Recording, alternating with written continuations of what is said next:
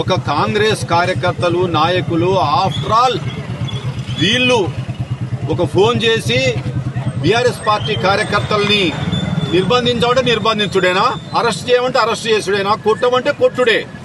ప్రజాస్వామ్యంలో ఇవాళ ఒక పార్టీ ఉంటుంది, రేపు ఇంకో పార్టీ ఉండొచ్చు.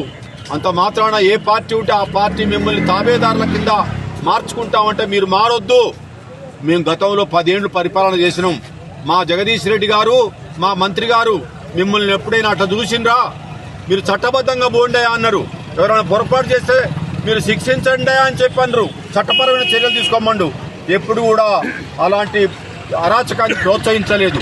నేను ఒకటే అడుగుతున్నా, కాంగ్రెస్ నాయకులారా, మీరు చేసిన పనికి మా నాయకుడే కనుక ఇసుకో అంటే అసలు మీరు మీ కార్యకర్తలు ఏ పార్టీ బంద్ వస్తారు కదా రాండి.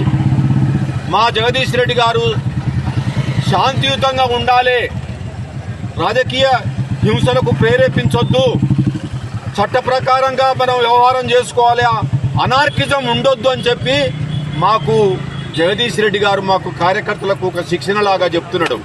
అందువల్లనే మీరు సూర్యాపేట క్యాంప్ ఆఫీస్ మీదకి వచ్చినా కూడా ఒక అప్లికేషన్ ఇవ్వమంటే పోలీస్ స్టేషన్ అప్లికేషన్ ఇచ్చాం. మా అప్లికేషన్ మీద డిఎస్పీ గారు, ఎస్పీ గారు, పోలీస్ అధికారులారా మీరు ఏం చర్య తీసుకున్నారో ఇప్పుడు చెప్పండి అని అడుగుతున్నా.